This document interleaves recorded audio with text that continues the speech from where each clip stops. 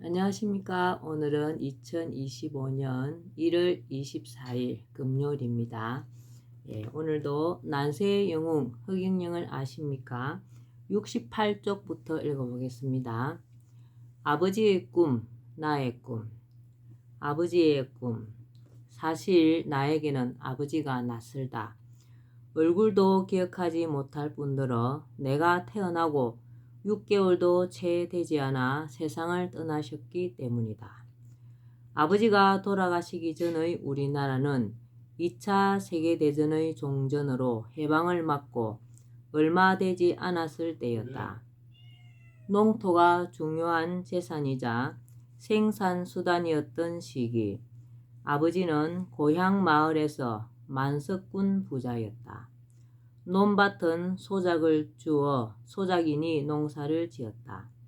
당시 소작농들은 열심히 땀 흘리며 농사를 지어봐야 소출의 절반을 지주에게 내야 해서 보릿고개가 오는 시기쯤이면 한 끼 끼니를 걱정해야 할 정도로 생활이 힘들었다.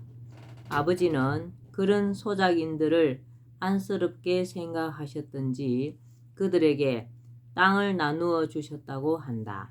당시 정황을 그려보면 일이 이렇게 진행되었던 것 같다.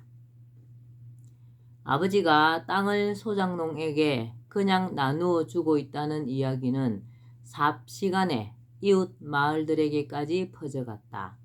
소문을 들은 지주들이 달려와서 아버지를 말렸지만 아버지는 듣지 않고 그대로 밀고 나갔다. 그렇게 되자 다른 소작농들이 동요하기 시작했다. 자신들에게도 땅을 달라고 지주들에게 요구하기 시작한 것이다. 다급해진 지주들은 아버지를 공산주의자라고 고발했다. 공산주의의 사상에 물들어 사회 질서와 건전한 풍토를 망가뜨리고 있다는 것이었다.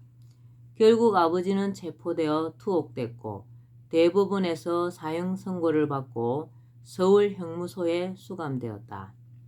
아버지는 수감 중에도 세상의 변화를 꿈꾸셨던 것 같다. 자신이 못다 이룬 꿈을 허경영이라는 이름으로 나에게 남겨셨으니 말이다.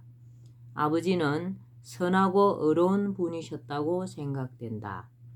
얼마든지 편하게 떵떵거리며 살 수 있었으나 힘들게 사는 가난한 사람들의 처지를 생각하며 그들도 인간답게 살 수 있는 조건을 만들어 주려고 하셨다고 생각된다. 자신이 가진 이로운 것을 남을 위해 베푼다는 의미의 자리이타의 행을 몸소 실천하셨다고 여겨진다.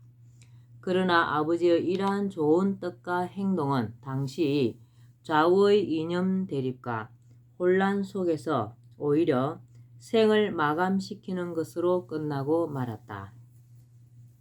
만약 아버지의 생각과 실천이 용인되는 사이였다면 아버지는 아마 고향 마을에서 덕망 있는 사람으로 추앙받으며 마을 사람들에 의해 마을 어귀에 공덕비가 세워졌을지도 모른다. 이념을 넘어 나는 이제 아버지를 이어 세상의 변화를 위해 헌신하는 길에 서 있다.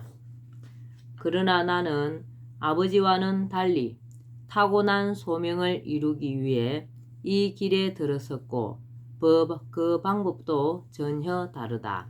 그리고 더욱 큰 목적과 목표로 인간이 살아가는 방식과 세상 돌아가는 시스템을 완전히 바꾸려고 한다.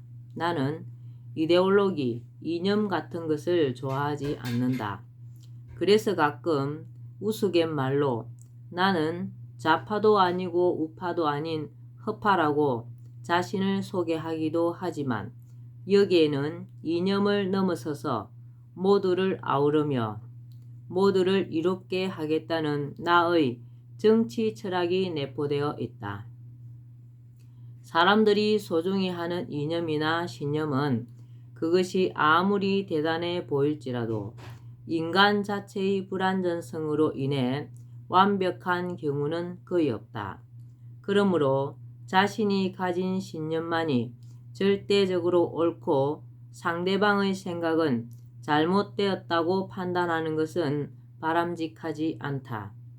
해방 직후 우리 사회를 혼란으로 몰아넣었던 좌우의 이념 대립, 그것은 남북의 전혀 다른 정치, 경제 체제를 수립시켰고 결국 민족 분단을 더욱 공고히 한 6.25 전쟁이라는 동족 상잔의 비극으로 이어지지 않았던가.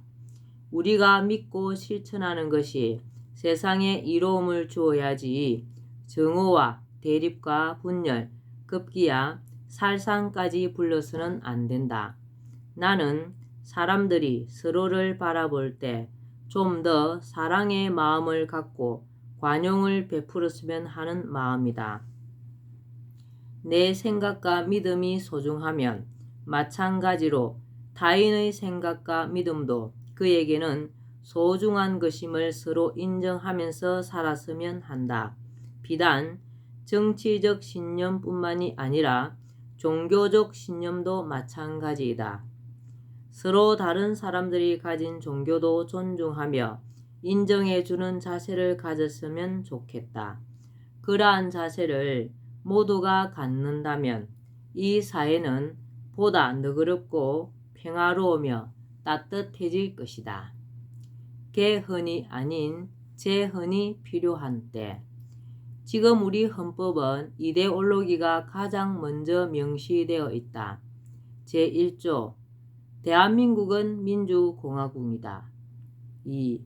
대한민국의 주권은 국민에게 있고 모든 권력은 국민으로부터 나온다.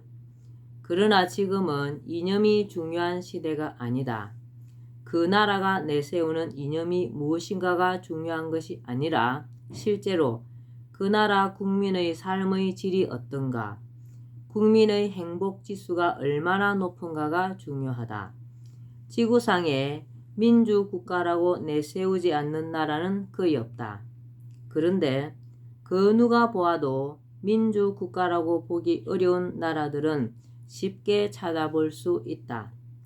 이념이 국민의 삶과는 동떨어진 형식적 구호에 불과한 것임을 말해준다. 나는 우리나라 헌법 제1조의 이념 표방 조문인 대한민국은 민주공화국이다 대신 대한민국은 모든 국민이 중산층 이상의 생활을 보장받는 중산주의 국가라는 내용으로 바뀌었으면 한다. 충분히 중산층 이상의 생활이 가능한 경제 수준을 지닌 국가에서 국가의 주인인 국민이 당연히 그러한 수준의 삶을 누릴 수 있어야 한다고 보기 때문이다. 여기서 중산주의 국가란 모든 국민이 제도적으로 중산층 이상의 생활을 보장받을 수 있는 국가를 뜻하는 말로 내가 명명해 본 것이다. 한낱 구호에 지나지 않는 이념적인 내용은 배제하고 국민의 생활, 국민의 삶의 질을 높이고 보장하겠다는 의지를 표명하는 것이야말로 국민을 가장 소중히 여기는 국가, 국민을 위한 국가라는 것을 천명하는 것이 아니겠는가. 그리고 중산주의 국가가 될 수 있는 기본 조건으로서 대한민국은 주식회사로서 주주인 국민에게 배당금을 지급하고 의식주를 보장한다는 내용이 그 다음으로 들어갔으면 한다. 내가 그렇게 바라는 이유는 다음과 같은 나의 신념에 기초한 것이다. 국가란 개인들의 계약으로 이루어진 하나의 집합체이다. 나는 그것을 주식회사로 규정할 수 있다고 본다. 그렇게 되면 구성원인 국민은 주주로서 국가의 실질적인 주인이라고 볼 수 있다. 국민은 대한민국 주식회사의 주주, 국가 최고 지도자인 대통령은 CEO, 공무원은 회사원, 직원이 되는 셈이다. 국가의 총재산은 수천 년에 걸쳐 우리의 선조들과 지금의 우리가 일으키고 축적해온 것이다. 대한민국을 주식회사로 규정하는 것은 단순히 법 조문을 바꾸는 문제가 아니다. 대한민국을 주식회사로 규정하는 순간 국가가 해야 할 역할이 달라지고 국민의 행복 추구권이 강력한 실체적 권리가 된다. 회사가 이익을 내면 주주는 당연히 배당금을 받게 되어 있다. 이것이 주식회사의 기본 원리이다. 국가를 주식회사로, 국민을 주주로 규정하면 국가는 당연히 국민에게 배당금을 주어야 한다. 현재 대한민국의 총 재산은 대략 7경 원에 이른다. 주주가 5천만 명 정도이니 총 재산을 5천만으로 나누면 1인당 약 14억 원 정도의 재산 지분을 갖게 된다. 이 지분은 태어나자마자 할당되며 매매나 양도, 상속, 압류는 불가하다. 그리고